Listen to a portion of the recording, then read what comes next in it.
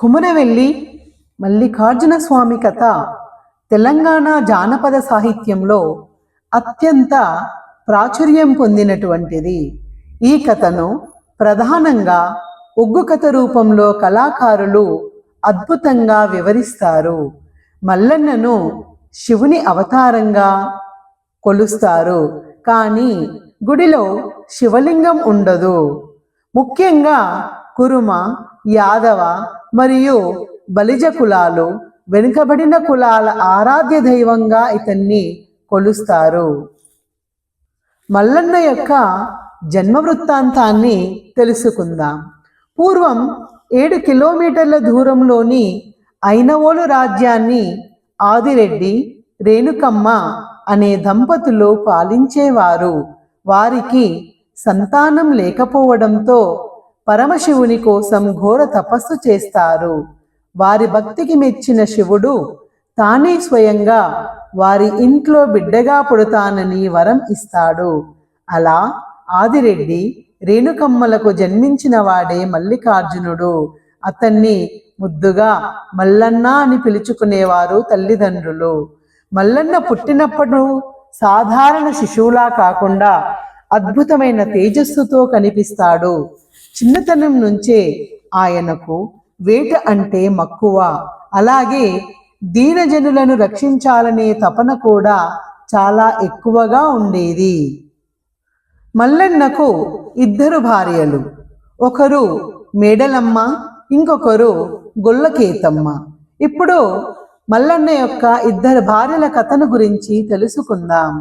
మల్లన్న స్వామి జీవితంలో 2 దేవేరుల కథ చాలా ముఖ్యమైనది. ఇది కుల మతాలకు అతీతమైన ప్రేమకు, దైవత్వానికి ప్రతీకగా నిలుస్తుంది. మేడలమ్మ మొదటి భార్య. మేడలమ్మ కాకతీయ సామ్రాజ్యానికి చెందిన రాకుమారి. కొందరు బాలనాగమ్మ వంశీయురాలని కూడా అంటారు. ఆమె పరమ శివభక్తురాలు. మల్లన్న ఆమెను పెళ్లి చేసుకోవాలనుకున్నప్పుడు ఆమె అన్నలు అభ్యంతరం చెప్తారు. మల్లన్న తన శౌర్యంతో, దైవబలంతో వారిని ఒప్పించి మేడలమ్మను వివాహం చేసుకుంటాడు. ఆమె బలిజ కులానికి చెందిన యువతి. మల్లన్న 2వ భార్య పేరు గొల్లకేతమ్మ.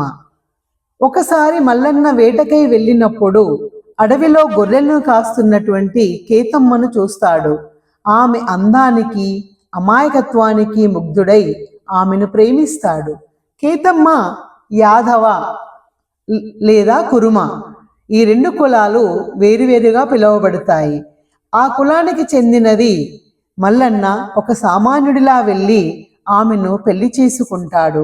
ఈ విధంగా మల్లన్న అటు క్షత్రియ వంశానికి, ఇటు శ్రమజీవులైన గొల్ల కురుమలకు అల్లుడయ్యాడు.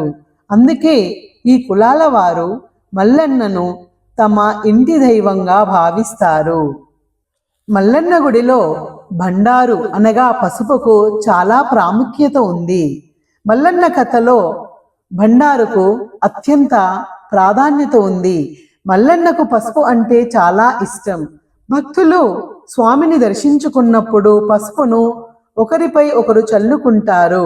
బండారును మల్లన్న బంగారంగా భావిస్తాడని నమ్మకం. ఇది ఆరోగ్యాన్ని, ఐశ్వర్యాన్ని ఇస్తుందని భక్తుల యొక్క విశ్వాసం. మణిమల్లాసురుడు అనే రాక్షసుడిని సంహరించిన తరువాత స్వామి కొమురవెల్లిలోని ఇంద్రకీలాద్రి గుట్టపై వెలిశారని స్థల పురాణం చెబుతుంది. మల్లన్న కొమురవెల్లిలోని ఇంద్రకీలాద్రి గుట్టపైన ఒక పెద్ద గుహలో మట్టి విగ్రహం రూపంలో వెలిశాడు. ఇక్కడ స్వామి ఎత్తైన మట్టి విగ్రహ రూపంలో కోర మీసాలతో గంభీరంగా కనిపిస్తాడు.